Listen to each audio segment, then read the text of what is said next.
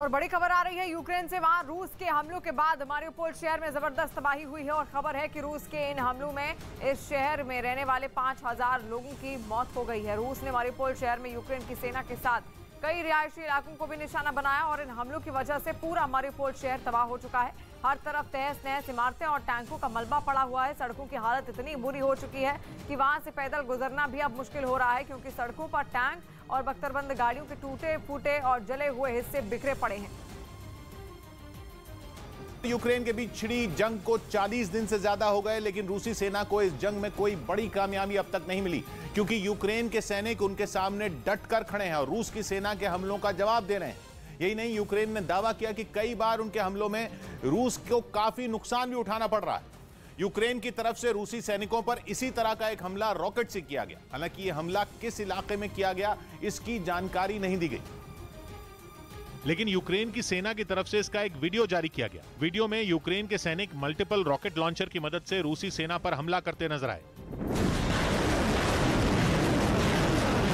इससे पहले यूक्रेन के सैनिकों ने उस जगह को चुना जहां से उन्हें हमले को अंजाम देना था। इसके बाद रॉकेट लॉन्चर को एक बड़े मैदान के बीच ले जाया गया। वहां पहले एक सैनिक ने इस बात का पता लगाया कि किस दिशा में निशाना लगाना है और टारगेट कितनी दूरी पर है। जैसे ही टारगेट सेट हुआ, मल्टीपल रॉकेट लॉन्चर को हमले के लिए पूरी तरह तैयार कर लिया गया। इस दौरान दूर खड़ा एक दूसरा सैनिक लगातार निर्देश देता रहा। एक बार पूरा सिस्टम फिट हो जाने के बाद जैसे ही फायर का बटन दबा, एक के बाद एक कई रॉकेट टारगेट को खत्म करने के लिए चल दिए। यूक्रेन की सेना ने दावा किया कि उनके हमले में बड़ी संख्या में रूसी सेना के हथियार तबाह हो गए, जबकि कई सैनिक भी मारे गए। यूक्रेन ने रूस के एक टैंक को बम से उड़ाने का दावा किया, जिसका वीडियो भी यूक्रेन की तरफ से जारी किया गया, जिसमें दिखा कि एक सुनसान इलाके में खड़ा वो टैंक पलक झपकते ही तबाह हो गया। टैंक पर बम गिरते ही वहां तेज धमाका हुआ, जिसके बाद उसके परखचे उड़कर चारों तरफ फैल गए। वहीं धुएं का गुबार आसपास फैलता हुआ नजर आया। हालांकि ये पता नहीं चल पाया कि ये वीडियो किस इलाके का है, लेकिन हाल के दिनों में यूक्रेन ने कई ऐसे वीडियो जारी कर रूसी सेना के टैंकों और बख्तरबंद गाड़ियों को बर्बाद करने का दावा किया। और युद्ध के बीच रूस से बड़ी खबर आ रही है। रूस ने ऑस्ट्रेलिया के खिलाफ बड़ा कदम उठाते हुए वहां के 228 महत्वपूर्ण लोगों के रूस में घुसने पर रोक लगा दी है। इन 228 लोगों में ऑस्ट्रेलिया के प्रधानमंत्री स्कॉट मॉरिसन भी शामिल हैं। रूस का यह फैसला ऑस्ट्रेलिया की तरफ से लगाए गए प्रतिबंधों का जवाब माना जा रहा है, क्योंकि यूक्रेन पर हुए हमलों के विरोध में ऑस्ट्रेलिया ने भी रूस पर कई तरह के प्रतिबंध लगाने का ऐलान किया था।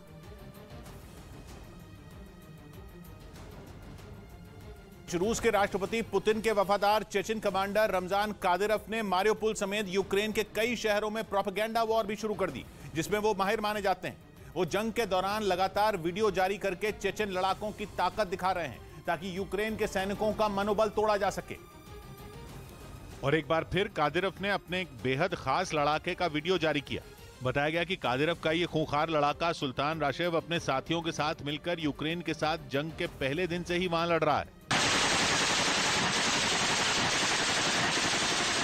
सुल्तान राशिव को चेचनिया में पहलवान के नाम से भी जाना जाता है। कहा जाता है कि सुल्तान के एक इशारे पर उसकी टुकड़ी में शामिल चेचन लड़ाके किसी भी इलाके में कत्लेआम मचा देते हैं। बताया गया कि कादिरोव ने सुल्तान राशिव का ये वीडियो उसके जन्मदिन के मौके पर जारी किया और उसमें जमकर उसकी तारीफ की। उन्होंने सुल्तान राशिव को बेहद खतरनाक और जंग में माहिर लड़ाका बताया। कादिरोव की तरफ से जारी वीडियो में वो चेचन लड़ाकों की एक टुकड़ी की अगुवाई करता भी नजर आया। डोनेस्क शहर में रूस के समर्थन वाले विद्रोहियों ने यूक्रेन की सेना को कड़ी चुनौती दी। जंग की शुरुआत में ही इस शहर को रूस ने अलग देश की मान्यता दे दी थी, जिसके बाद से ही यूक्रेन की सेना अपने इलाके को बचाने में जुटी है। लेकिन रूस के समर्थन वाले विद्रोहियों ने उनकी नाक में दम कर रखा है। वो बिना रुके दिन भर यूक्रेन की सेना को निशाना बना रहे हैं। वहां के एक इलाके से सामने आई तस्वीर में दिखा कि विद्रोहियों ने अपने दुश्मन पर एक के बाद एक कई मिसाइल बरसाई। यही नहीं, उन्होंने यूक्रेन के सैनिकों को टारगेट कर कई मोर्टार भी दागे। इस इलाके में विद्रोहियों ने कई बंकर भी बना रखे हैं, ताकि यूक्रेन के हमलों से वो अपनी जान बचा सकें। हालांकि दोनों तरफ से जारी इस भीषण बमबारी की वजह से डोनेस्क के कई इलाके पूरी तरह बर्बाद हो चुके हैं। और यूक्रेन के बोरोदियांका में यूक्रेन की सेना का एक डैम में सर्च ऑपरेशन जारी है। यूक्रेन की सेना ने डैम से कई छोटी मिसाइलों को बरामद किया है और ये बताया गया कि रूस की सेना ने लौटते वक्त इन मिसाइलों को यहां पर बहा दिया था, जिसके बाद अब यूक्रेन की सेना ने सर्च ऑपरेशन के दौरान इन मिसाइलों को बरामद किया है।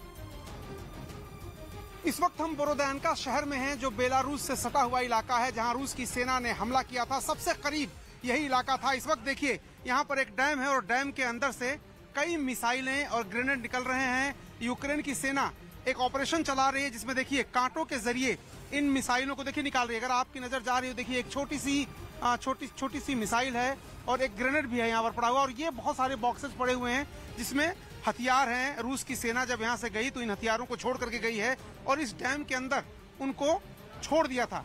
अब वो निकालने की कोशिश कर रहे हैं ये लोग। और देखिए ये एक छोटा सा ग्रेनेड, देखिए एकदम साबुत ग्रेनेड है, जिसको कांटे से फंसा करके यूक्रेन की सेना इसको बाहर निकाल रही है। देखिए ये ग्रेनेड है जो अभी एक्सप्लोड नहीं हुआ, अभी फटा नहीं है। और इस तरह के बहुत सारे ग्रेनेड, बहुत सारे गोले और बहुत सारी मिसाइल्स, छोटी छोटी बड़े बम इस जगह पर डंप किए गए हैं। अगर आप तस्वीरों में देखिए तो कितना एमुनिशन निकाल करके यहाँ यूक्रेन की सेना ने रखा हुआ है। ये ऑपरेशन पिछले कई घंटों से चल रहा है और इस डैम के अंदर से ही ये सारी चीजें निकल रही हैं।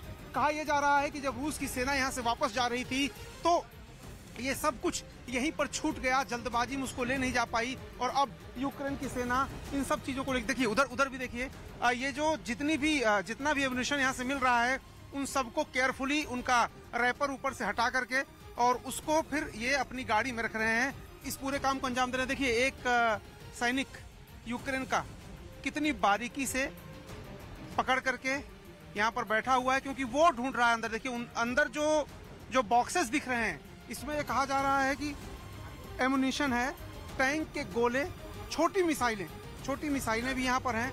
तो ये सुबह से ये ऑपरेशन चल रहा है बोरोदेंका में और लगातार यूक्रेन की फोर्सेस कोशिश कर रही है कि जो कुछ भी सामान छोड़ करके, एमुनिशन छोड़ करके रूस की सेना गई है, उनको अपने पोजीशन में लिया जाए, उनको ले जा करके उस पर रिसर्च किया जाए कि किस तरह से, किन हथियारों से उन्होंने बोरोदेंका पर हमला किया था और कब्जा किया था। कैमरामैन कमल देव के साथ अरुण सिंह, न्यूज़ 18 इंडिया, बोरोदेंका।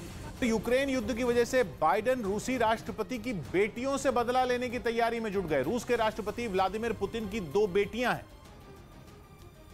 जिन पर अमेरिका ने प्रतिबंध लगा दिया। इसका सीधा और साफ मतलब यह कि अब अमेरिका में उनकी संपत्तियों को जब्त कर लिया जाएगा। ऐसे में बाइडेन की इस चाल को एक तीर से 2 शिकार करने जैसा बताया गया, क्योंकि पुतिन की बेटियों को निशाना बनाकर उन्होंने सीधे तौर पर रूसी राष्ट्रपति को ही घेरने का काम किया।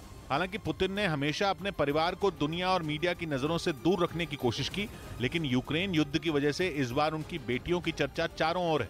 यूक्रेन पर रूस के हमले के कुछ दिनों बाद ही पश्चिमी देशों और अमेरिका ने पुतिन, उनके करीबियों और रूस पर आर्थिक प्रतिबंध लगाने शुरू कर दिए।